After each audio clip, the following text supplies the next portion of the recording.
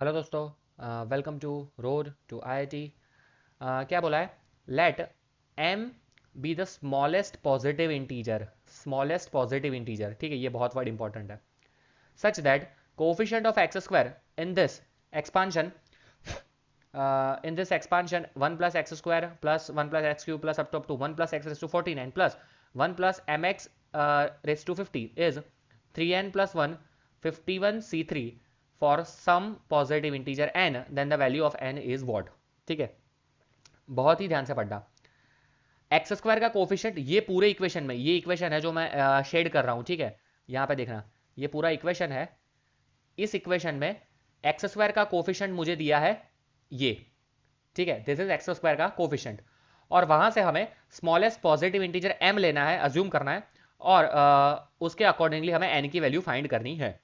ठीक है, चलिए करते हैं हमारे ये क्वेश्चन सॉल्व। पहले तो मुझे क्या दिया हुआ है मैं वो लिख लेता हूं। मुझे दिया है, ध्यान से समझना, 1 plus x whole square plus 1 plus x whole cube plus up to plus 1 plus x whole raise to 49 plus 1 plus m x whole raise to 50। अब देखो, ये सब तो सेम कैटेगरी के लिए लग रहा है। 1 प्लस एक्स की सेम पावर है, यहाँ 1 प्लस एम एक्स है, तो इसको मैं सेपरेट रखता हूँ। यहाँ से 1 प्लस एक्स स्क्वायर जो हाईएस्ट लोएस्ट पावर है उसको कॉमन ले लेता हूँ, तो ये हो जाएगा 1 प्लस एक्स स्क्वायर कॉमन आ जाएगा, अंदर बचेगा 1 प्लस, यहाँ पे आ जाएगा 1 प्लस एक्स, इस तरह से प्लस अप टू यहाँ पे आ जाएगा 1 plus x whole raise to 47, और यहाँ पे प्लस आ जाएगा 1 plus m x whole raise to 50। चलो, अब ये इन्फाइनाइट सीरीज है। इन्फाइनाइट सीरीज का फॉर्मूला हमें पता है, क्या होता है formula? 1 plus x whole square, ये तो रहेगा, यहाँ पे हो जाएगा x raise to n plus 1 minus 1। ठीक है, मतलब कि एक्स है यहाँ पे 1 plus x, 47 plus 1 that is 48 minus 1 divided by 1 plus x minus 1। ठीक है, इस आई होप सबको ये तो फॉर्मूला पता होना चाहिए यार। ठीक है, और यहाँ पे आ जाएगा a into r raise to n plus 1 minus 1 upon r minus 1, ये फॉर्मूला है। ठीक है, यहाँ पे 1 plus, just a second, 1 plus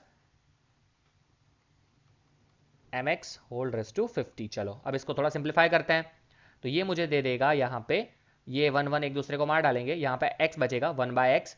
अगर ये 1 प्लस एक्स स्क्वायर को अंदर लेता हूँ तो ये हो जाएगा 1 plus x to the power 50 minus 1 plus x का होल स्क्वायर और plus 1 plus m x whole to the power 50। ये मैंने सबसे इजीएस्ट फॉर्म में इसको सिंप्लीफाई कर दिया है। ठीक है, अब ध्यान से समझना, यहाँ तक सब कुछ ईजी था। अब सबसे इंपॉर्टेंट चीज़ यहाँ पे है, अब बहुत ध्यान से समझना। अब हमें बोला है कि इस इक्वेशन में, जो आगे इक्वेशन मैंने लिखा था उसको मैंने रिफाइन किया है, अब इस इक्वेशन में एक्स स्क्वायर का कोफिशिएंट हमें दिया है ये, दिस इज एक्स स्क्वायर का कोफिशिएंट। अब देखो, इस इक्वेशन में मुझे एक्स स्क्वायर कहाँ कहाँ मिलेगा? पहली चीज, यहाँ पे मुझे एक्स स्क्वायर डेफिनेटली मिल जाएगा, यस। यहाँ पे देखो, यहाँ पे इसका अगर मैं एक्सपांशन करूंगा तो आएगा 1 plus 2x plus x square, और उसमें भी 1 बाय एक्स यहाँ पे मल्टीप्लाई होगा, तो 1 by x to 1 by sorry x 1 by x to x, तो इसमें तो एक्स स्क्वायर का टर्म नहीं आएगा। हाँ, लेकिन इस एक्सपांशन में एक्स स्क्वायर का टर्म आएगा। कैसे? अगर यहाँ पे कहीं पे एक्स क्यूब मिल जाएगा मुझे, तो x cube divided by x, तो वो मुझे एक्स स्क्वायर दे देगा। तो यहाँ पे फॉर दिस, यहाँ पे लिख रहा हूँ मैं, फॉर दिस हमें निकालना होगा एक्स स्क्वायर का कोफिशिएंट, एंड फॉर दिस हमें निकालना पड़ेगा एक्स क्यूब का कोफिशिएंट, क्योंकि बाहर 1 बाय एक्स है।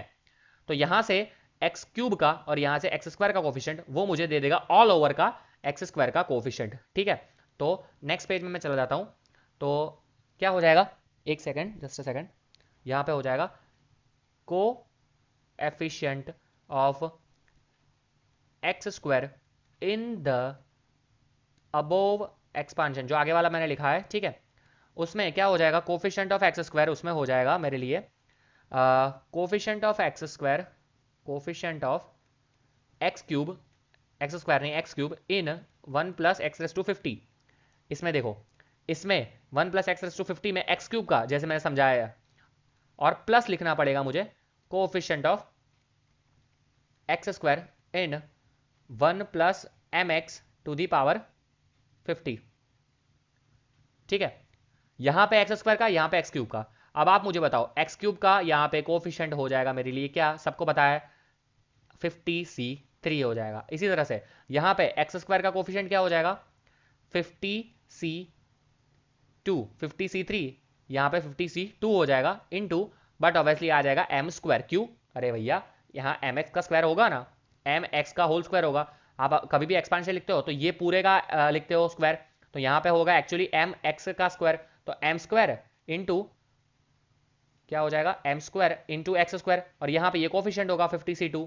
ठीक है, तो एक्चुअली एक्स स्क्वायर का कोफिशिएंट क्या आ गया, 50c m स्क्वायर, तो ये मैंने यहाँ पे लिख दिया है। ठीक है, आई होप सबको समझ में आया होगा। तो ये मेरा हो गया कोफिशिएंट, और दिस इक्वल्स टू मुझे क्या दिया है क्वेश्चन में, दिस इक्वल टू मुझे क्वेश्चन में दिया है 3n+1 51c3, ये मुझे क्वेश्चन में दिया है। देखो 3n+1 51c3, चलो कोई दिक्कत नहीं है। अब क्या करते हैं, अब मुझे इसको अच्छे से सिंप्लीफाई करना है। 51c3 को मैं यहाँ नीचे ले जाता हूँ, डिवाइड कर देता हूँ, तो ये क्या हो जाएगा 3n+1 is equal to 50c3 50c3 divided by 51c3 plus 50c2 divided by 51c3 m square. ठीक है, आई होप सबको समझ में आएगा। इसको मैंने सिर्फ सिंपली यहाँ पे लिया है। अब अगेन फॉर्मूला अप्लाई करेंगे, तो ये क्या हो जाएगा, यहाँ पे ध्यान से देखना, यहाँ पे हो जाएगा 50 into 49 into 48 divided by 3 into 2 into 1 divided by, यहाँ पे हो जाएगा 51 इंटू 50 इंटू 49 डिवाइडेड बाय 6। ठीक है, सेम आ जाएगा, तो दोनों में जो टर्म कैंसिल हो जाएगा वो होगा, ऊपर यहाँ पे आएगा 50 इंटू 49 इंटू 48 डिवाइडेड बाई 6, नीचे भी डिवाइडेड बाई 6 आएगा, वो हम कैंसिल कर देते हैं। यहाँ पे आ जाएगा ये 51 इंटू 50 इंटू 49। ठीक है, तो कॉमन क्या है, 59 और 49 दोनों एक दूसरे को मार डालेंगे, तो ऊपर आ जाएगा 48 और 51 प्लस, यहाँ पे इसी तरह से इसमें भी लिख सकते हैं हम, तो इसमें आ जाएगा 50 इंटू 49 डिवाइडेड बाय 4 आ जाएगा, सॉरी 2 आएगा, divided by 51c3 again 51 into 50 into 49 divided by 6 और इंटू m स्क्वायर तो है ही। ठीक है, अब इसको मैं सिंप्लीफाई करता हूँ, यहाँ पे आ जाएगा 48 by 51, that means 16 by 17। Okay, 16 by 17 हो जाएगा। यहाँ पे 49 49 49 ये दोनों एक दूसरे को मार डालेंगे, यहाँ पे 2 3 आ जाएगा, 3 ऊपर 3 बाय 51 दैट इज 1 बाय 17, तो अल्टीमेटली ये हो जाएगा, नेक्स्ट पेज में जाके लिख रहा हूँ 3n+1 is equal to 16 by 17, जैसे मैंने आपको समझाया, ये सिंप्लीफाई होगा तो 16 बाय 17, यहाँ पे 1 by 17 plus 1 by 17 m square, that means कि n is equal to m square minus 1 by 15, n square minus 1 by 15। ठीक है, ये हमें सबसे बढ़िया और सबसे इंपॉर्टेंट इक्वेशन मिल गया है। अब मुझे पूछा है वैल्यू ऑफ n। ठीक है, वैल्यू ऑफ n पूछी है for the smallest integer m। ठीक है, अब ध्यान से समझना, n की वैल्यू भी इंटीजर चाहिए। देखो ये क्वेश्चन में देखो, n की वैल्यू भी इंटीजर चाहिए और m की वैल्यू भी इंटीजर चाहिए। ठीक है, और पॉजिटिव इंटीजर बोला है, तो अब मैं क्या करूंगा, मुझे पता नहीं है कि मैं कौन सी वैल्यू एज्यूम करूं यार, कि m की कौन सी वैल्यू लूं तो मुझे n इंटीजर मिले। तो सबसे इंपॉर्टेंट चीज हम क्या कर सकते हैं, n की वैल्यू एज्यूम कर देते हैं। Let's take n is equal to 1। अगर n इज इक्वल टू 1 लूंगा तो क्या हो जाएगा 51, तो m स्क्वायर आ जाएगा 52। अब आप बताओ m स्क्वायर 52 पॉसिबल है, इंटीजर लूंगा तो नहीं, पॉसिबल नहीं है। 49 होता है 7 का, तो ये तो पॉसिबल नहीं है। इसी तरह से n इज इक्वल टू 2 लूंगा तो अगेन ये हो जाएगा 51 इंटू 2, और 51 इंटू 2 दैट इज ये m स्क्वायर यहाँ पे आ जाएगा 103, again this is not possible. फिर n इज इक्वल टू 3 लेता हूँ, तो 51 इंटू 3 दैट इज 153 प्लस 1, तो m स्क्वायर आ जाएगा 154, again not possible. n is equal to 4 लेता हूँ तो m स्क्वायर मुझे मिल जाएगा 205, अगेन नॉट पॉसिबल। और अगर n इज इक्वल टू 5 लेता हूँ तो ये हो जाएगा 51 into 5 that is 255 plus 1 that is m square is equal to 256, which is possible for an integer. कब? जब m हो जाता है 16, तब m स्क्वायर हो जाता है 256, और तब मुझे मिलता है n इज इक्वल टू 5, और n की वैल्यू मुझे चाहिए, so n is my answer, that is 5 is my correct answer. So इसका आंसर आ जाएगा 5।